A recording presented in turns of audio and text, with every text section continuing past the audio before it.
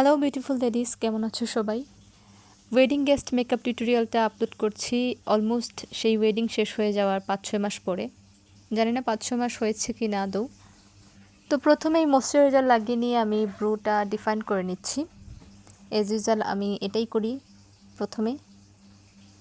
তারপরে বেস মেকআপটা কমপ্লিট করে নিয়েছি এবং লিপস্টিকও দিয়ে দিয়েছি। জাস্ট তোমাদের আই লুকটা শেয়ার করতে যাচ্ছি। If I am not wrong, আমি এখানে মেরুন টাইপের একটা আইশ্যাডো অ্যাপ্লাই করেছি ক্রিজ লাইনে। এজ ইউজুয়াল সবসময় আমি ব্রাউনটা প্রিফার করি। সেদিন হয়তো আমি একটু ডিফারেন্ট কিছু করার ট্রাই করেছিলাম, আমার ঠিক মনে পড়তেছে না এখন। তো এখন আমি আবার লোয়ার লেসটাতে সেই একই শেডটা অ্যাপ্লাই করে নিয়েছি, নিয়ে একটু ডিফাইন করে নিয়েছিলাম বিউটি ব্লেন্ডার দিয়ে। দেন আবারও একটু ব্লেন্ড করে নিচ্ছি ক্রিজ লাইনের শ্যাডোটা।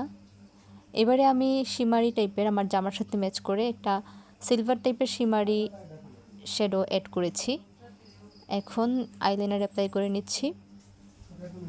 আইলাইনারে প্রথমে আমি যদিও একটু উইং টেনেছিলাম, পরে দেখলাম যে আমাকে এমনিতেই ভালো লাগতেছে, উইংটা না রাখলেই মনে হয় বেটার হয়। পরে আমি এবার এটা রিমুভ করে ফেলেছি, হয়তো আপনারা এটা দেখতে পাবেন ভিডিওর আরেকটু পরে। যেহেতু ওই দিন আমি আইল্যাশ স্কিপ করেছিলাম, ফেক আইল্যাশ, সেজন্য মাস্কারা অ্যাপ্লাই করে নিয়েছি। নেওয়ার পরে আবার একটু ডিফাইন করে নিয়েছি আইয়ের আউটার কর্নারটা। দেন হচ্ছে আমি আবার ডার্ক ব্রাউন শেড দিয়ে লোয়ার লাইন ডিফাইন করে নিচ্ছিলাম। তারপর ব্লাশ অ্যাপ্লাই করেছি এবং অফ ক্যামেরাতে খুব সম্ভবত আমি হাইলাইটার অ্যাপ্লাই করে নিয়েছি। আর এটাই হচ্ছে ফাইনাল লুক সেদিনকার ওয়েডিং গেস্ট হিসেবে। তো এই লুকটা আপনাদের কাছে কেমন লেগেছে অবশ্যই জানাবেন। ভালো থাকবেন সবাই।